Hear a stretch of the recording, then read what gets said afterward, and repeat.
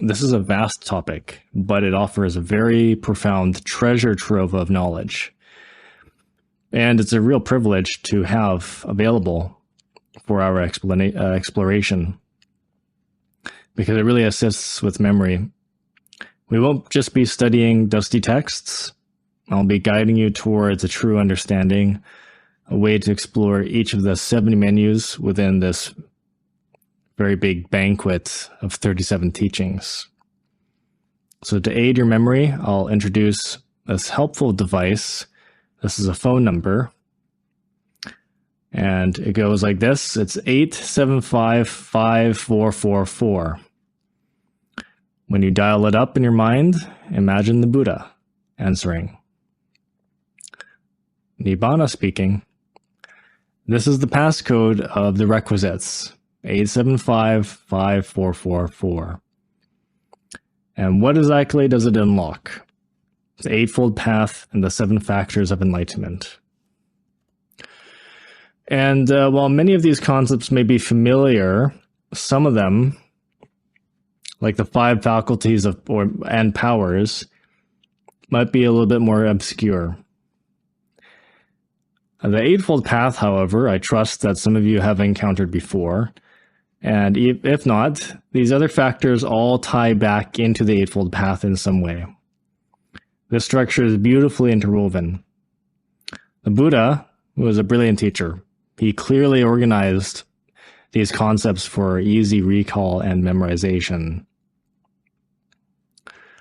It's important to remember the context, because this was a memory culture at the time of the Buddha. The traditions relied heavily on oral information. It was an oral tradition. The suttas themselves reflect this, consistently presenting information in a very specific order. It wasn't random. Everything had its designated place in the recitations. It strengthens memory and recall, and it offers a worthwhile challenge. The structure is considered the all-encompassing teaching. A sutta recited by the Buddha himself. He declared, "Monks, this is the essence of the entire Dhamma teachings." So these 37 requisites, also known as wings to awakening, serve as hints and suggestions. They help you internalize and make sense of this really vast collection of suttas. Grasping this overarching view, this architecture of the Dhamma grants access to all its significant parts. But there is a key omission, the 4 Brahma Viharas. This is loving kindness, compassion, sympathetic joy, and equanimity. They're not explicitly included in the 37 requisites. While some aspects of these virtues, particularly equanimity, appear within the 7 factors of enlightenment, these are right concentration, the 4th jhana, they are not separate menu. They're not a separate menu within the 7.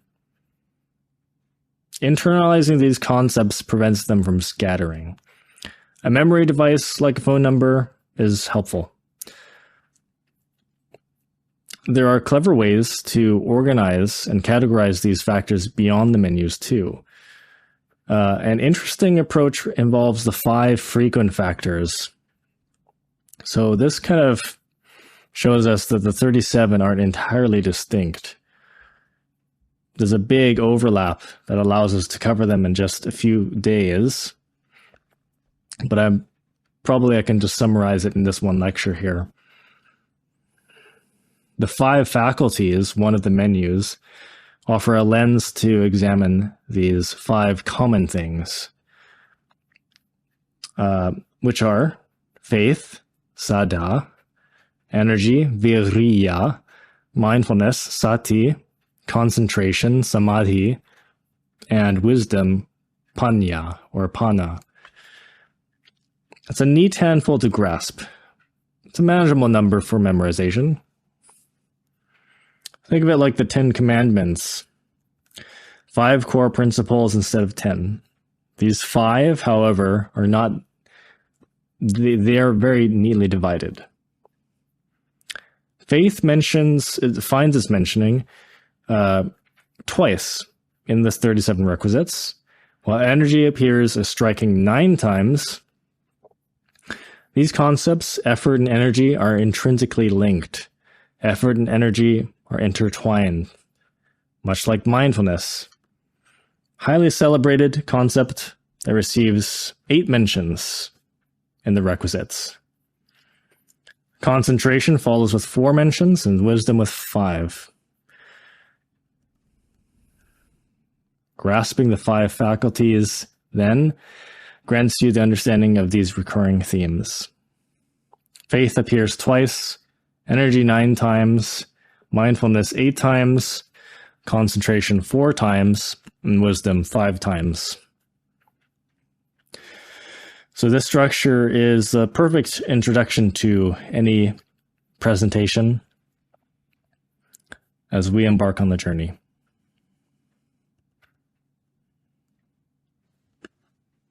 And the reason for starting this presentation with this theme is that many lectures and retreats, the participants want to learn about serenity, like concentration, but it's considerably advanced, actually. It shouldn't be approached until you've cultivated sufficient energy, actually. The attempt to achieve stillness of the mind or concentration often fails because there simply isn't enough energy to sustain it. So energy is foundational.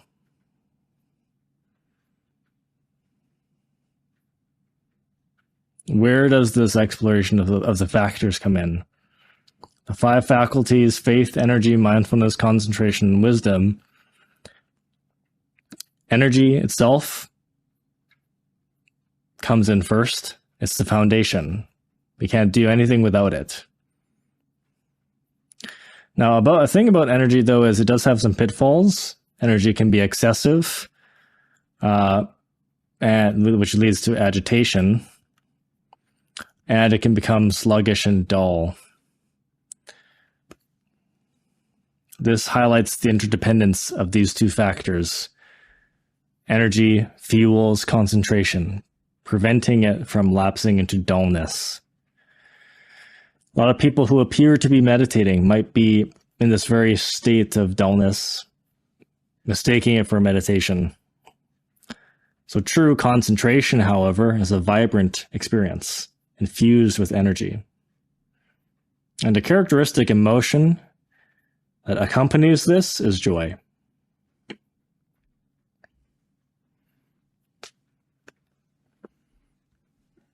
So you need enough energy so that you don't fall asleep, basically. And you don't want too much either. It's a balance. Otherwise, agitation happens. And we can't fall into a drowsy enough state in order to get insights, intuitive, dreamlike insights. But when finally we do have concentration, it's not a laser-like concentration. It's more akin to the expansive view of a telescope or binoculars. The ideal state is where one is everything.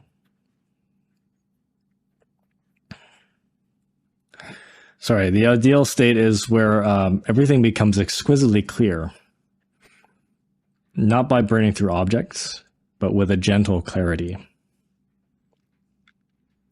So many beginners approach concentration with the wrong image in mind. They imagine furrowing their brows and straining their focus, and sometimes this leads to headaches, instead of the serene clarity that we get when we have a well-adjusted pair of glasses. Imagine the relief of receiving new glasses. The world suddenly becomes clear. That's the essence of clarity we need.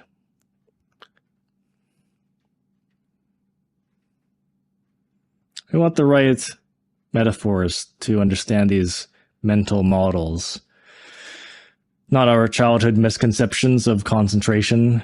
Forget the image of a clenched prefrontal cortex. At 12 years old, at school, that's not the path to meditative clarity. So following this logic, retreats and presentations often begin by emphasizing energy cultivation first. We focus on maintaining a light and joyful disposition and fostering friendliness if we're at a retreat around people.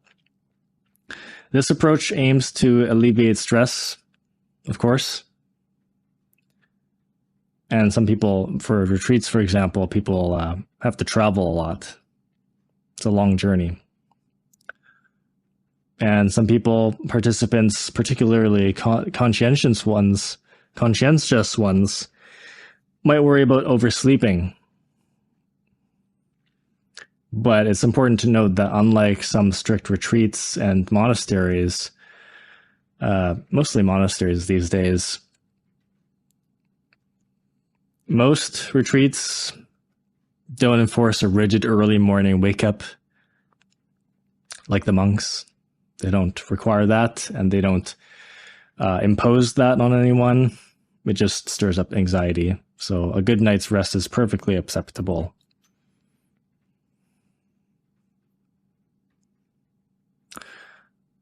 Any anxiety whatsoever when stating the teaching or in practice is just going to hinder the progress. It's not conducive. It's an unskillful mental pattern. So anyway, through meditation, we cultivate skillful mental processes and attitudes that bring relief, a sense of well-being, encompassing your mind, emotions, even your body. And specifically on retreats, the first few days, the focus isn't on absolute stillness, not on samadhi or concentration, but on just staying awake and energized. And the closest emotional state that maintains this is joy. Deeper concentration might involve other emotions. Joy and energy are the ideal starting point when you're practicing and when you're new to meditation, particularly serenity meditation, I mean. In fact, the factors of the first jhana, the absorption state, even though they appear later in the process, they can be cultivated even at this stage. Joy, energy, and wakefulness, experiences we've all had. Meditation refines our ability to cultivate these emotions intentionally. And this is how we foster these skillful emotions within ourselves, instead of relying on external circumstances. None of us should wait for the world to change in order to create joy. We have to learn to generate it from within.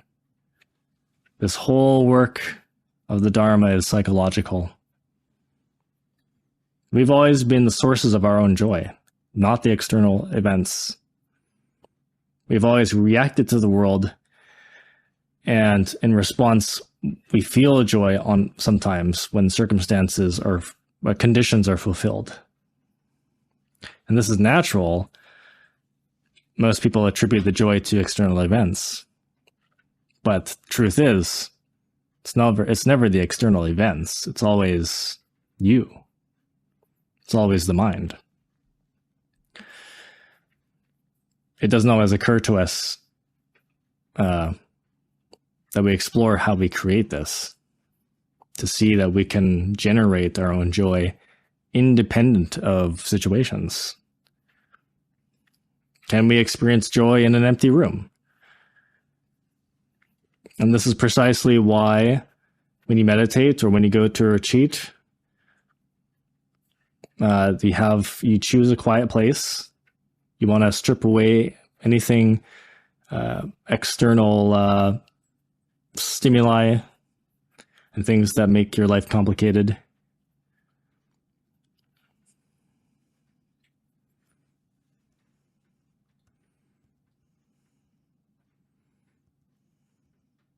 So we begin by emphasizing energy And it's been mentioned it's a concept mentioned 9 times in the Requisites.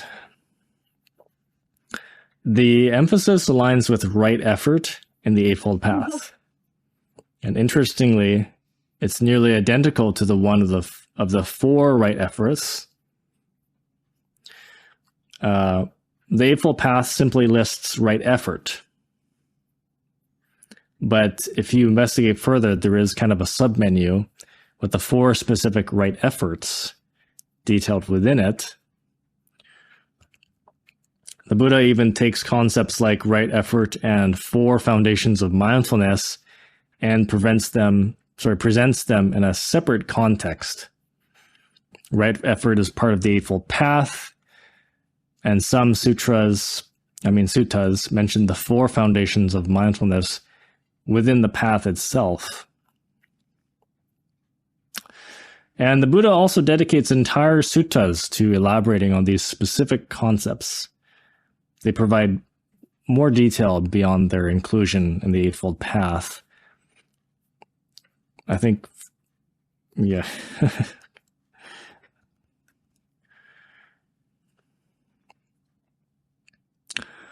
It seems to be a concept, right effort seems to be a concept rarely given dedicated instruction. Teachers always have an emphasis on morality with talks on virtue and so on. Retreats focus on mindfulness, loving kindness, or the Brahma viharas. Critique of concentration, samadhi, even receives some attention. But yet, right effort remains largely overlooked, in spite of its clear importance. With 9 mentions out of 37, it's the most frequently referenced factor.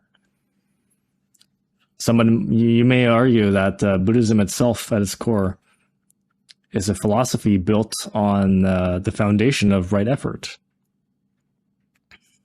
So recognizing right effort's centrality is crucial for fostering independence. The Buddha emerged from civilizations really steeped in traditions devoid of personal effort. They relied heavily on deities, spells, and rituals. They thought those were the things that produced enlightenment or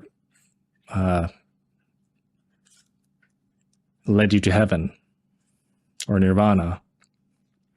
So the Buddha's message was a radical departure from this. He proclaimed, forget those.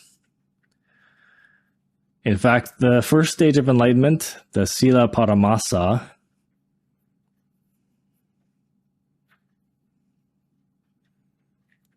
actually that doesn't sound right. I think it's Sotapanna, but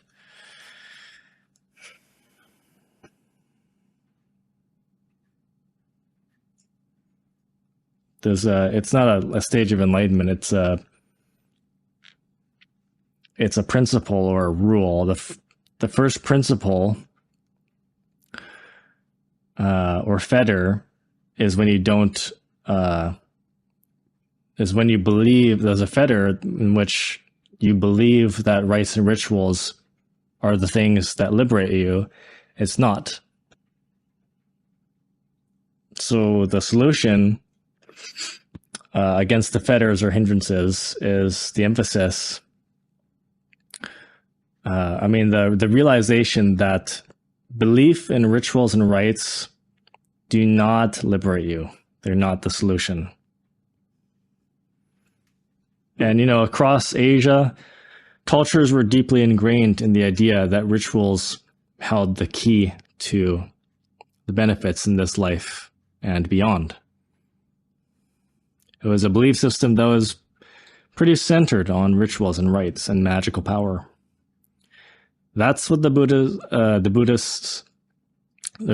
what the Buddha dismantles.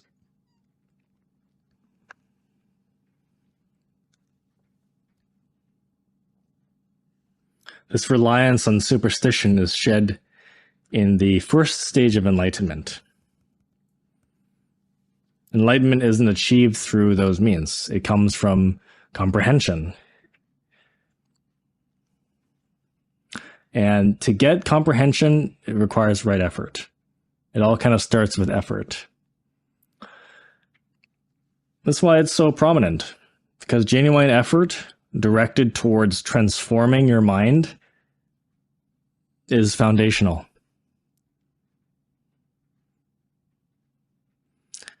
The right effort for changing your mind comes down to 4 aspects. First, you need to identify what needs to be let go of, unhelpful mental states, unwholesome mental states that create suffering. Second, you cultivate qualities that might be absent but beneficial. You cultivate the virtues and the positive mental states. And third, once you have some positive mental states established, you strive to sustain them. And fourth, finally, the right effort involves actively preventing the arising of negative emotions like hostility, agitation, sloth, torpor. These are old terms, but laziness, basically, and physical sluggishness, and restlessness. These 5 hindrances are particularly important because they obstruct progress directly. The Buddha taught that greed, hatred, and delusion are the root problems, and generosity, kindness, and wisdom are the antidotes. Hostility and agitation are the most significant hindrances to address. And it's interesting to note the order mirrors the order of it. It mirrors the core teachings. Greed precedes hostility. This recurring order helps with memory again. These 5 hindrances, obstacles in the path, need to be prevented. The main thing is to stop trouble before it starts. So the Buddha, like a wise counselor, offers a practical guidance. As soon as negativity takes root, it's far harder to uproot. Anger, like a critical mind, festers with resentment and revenge. It distorts perception. It's best to stop it before it spirals. You're far better off starting your day with a lot of awareness on this. Acknowledge the challenges you'll be facing. Difficult people, situations. Remember that the anger won't help in any way. It's a destructive quality. It doesn't create anything. It distorts perspective. It can't create understanding. It contorts your actions. It burns through your emotional well-being, which has a pretty direct influence on the subtle body, the ethereal body. So it disturbs the vital body. You can't cultivate happiness when you keep getting angry all the time. So it's good to set the intention in the first thing in the morning to resolve that you will prevent anger from arising altogether. But if you stumble blindly into your day, rushing out the door with just a coffee, you're more likely to just get distracted, forget about it, not realize how important it is for you, and then fall victim to it. So prevention is the key. A brief reflection in the morning sets the intention. Identifying what entangles you doesn't require a lengthy meditation session. It's just a preventative measure. So the 4 right efforts mirror the right effort within the Eightfold Path. But what if these hindrances arise despite our efforts? Then the next step is removal. A lot of techniques exist to dismantle them. but the simplest approach is to prevent them itself. Is the prevention itself. The firm decision to say to yourself, today, I'm just not going to let these negative emotions arise. They're just too destructive. It's hindering my progress. This principle applies to greed. Greed cultivates a sense of loss. Wanting by itself implies that there's a lack mentally. The very moment you crave something, you experience a sense of deficiency. It's like going into debt. Before the craving even arose, you weren't lacking anything. It's the desire itself that creates the illusion of absence. And conversely, when you relinquish the need for things, you cease to feel deprived. It's all psychological. All this work is psychological when it comes to prevention and the removal of hindrances. And so understanding the 5 hindrances is essential as well.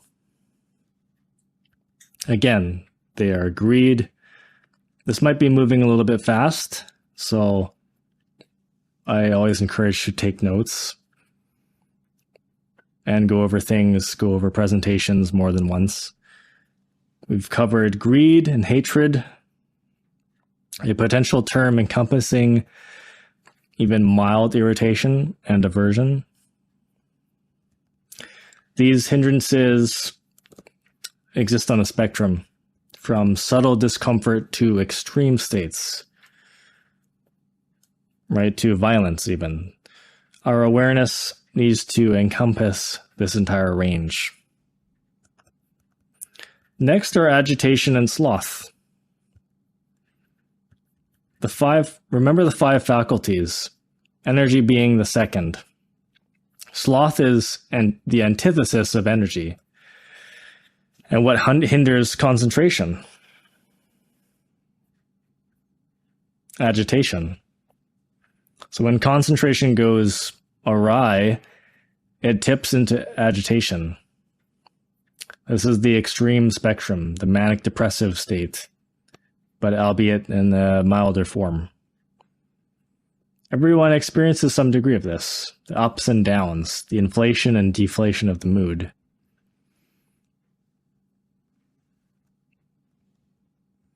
In order to concentrate, you cannot be too agitated, you cannot be too slothful, or lazy, or dull, sleepy.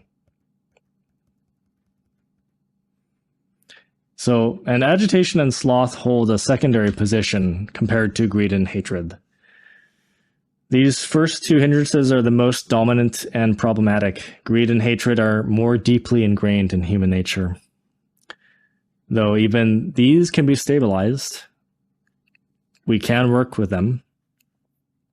Noticing low energy is the next step. Then strategies are needed to cultivate that energy. Recognizing stagnation, the low energy itself comes first. Then techniques and practices to lift up the energy are needed. A lot of traditions offer methods for this. Contemplating the impermanence of life is one thing. These days we have things like Red Bull and tea and coffee.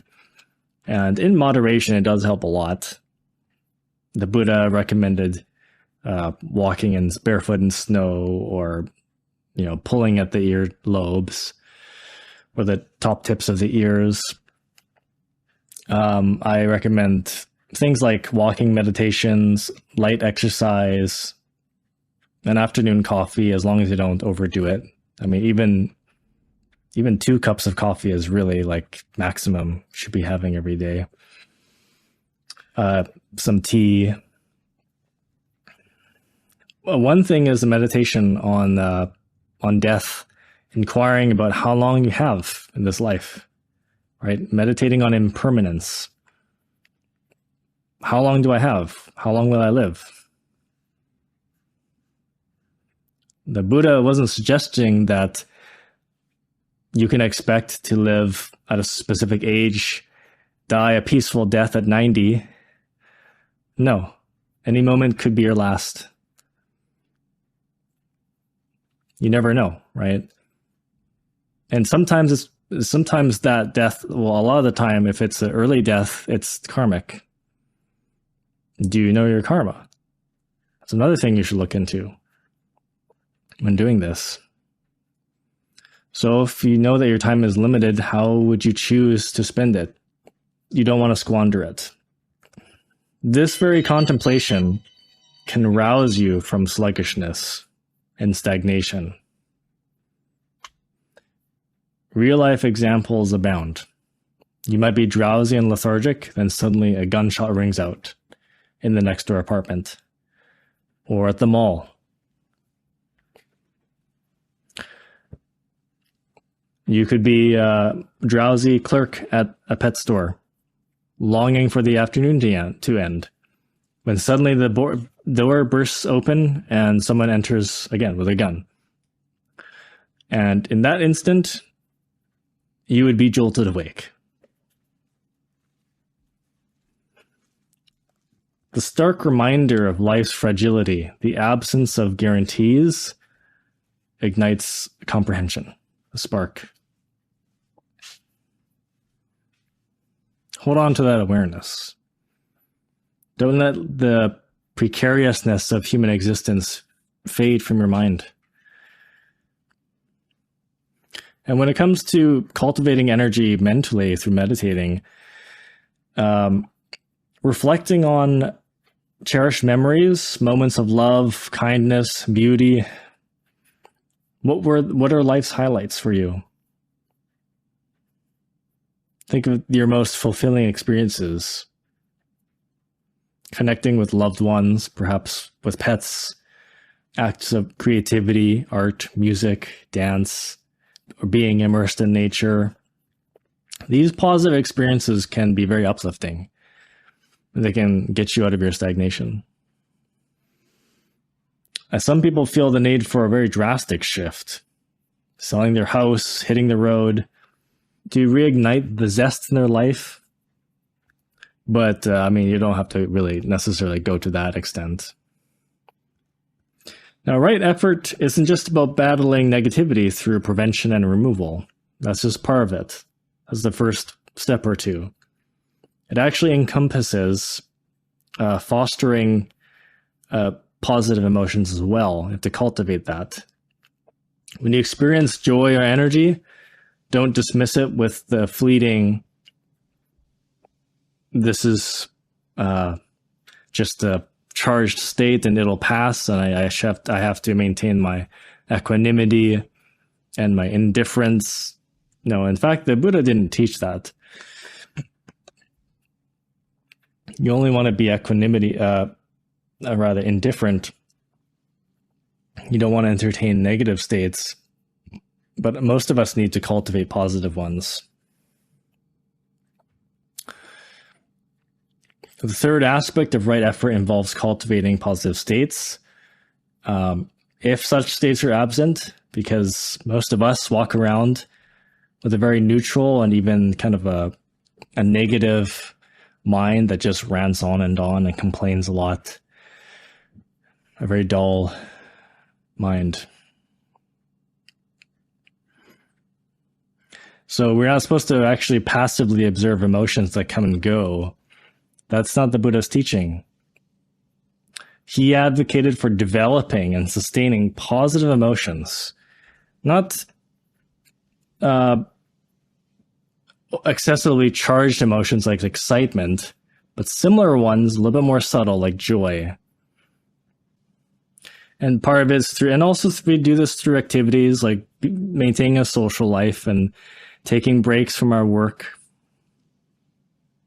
So this is the third aspect of right effort. The next step after creating positive states is maintaining them. If they're absent, activate cultivating them. But without cultivating energy and joy beforehand, attempts at reaching it will likely fail. So remember energy. If you do this consistently, especially if you're in a retreat, you'll have a few days to practice this, starting with the cultivation of energy and then working your way up, recognizing negative states and cultivating positive states. The profound stillness of samadhi is a very positive quality, or maybe not quite samadhi, but the first few jhanas. It's one of the 7 factors of awakening. So just to recapitulate, to summarize, the first 2 right efforts are prevention and removal of the 5 hindrances. The last 2 involve cultivating 7 factors of awakening. So they're cultivating positive states. Which positive states those are, you can find them in the 7 factors of awakening. So you can see now how these elements, Eightfold Path, right efforts, and the 7 factors, they're all interconnected. So I'm going to stop there because that was a lot. The 37 requisites are summarized in a made-up phone number, 875-5444. Any questions?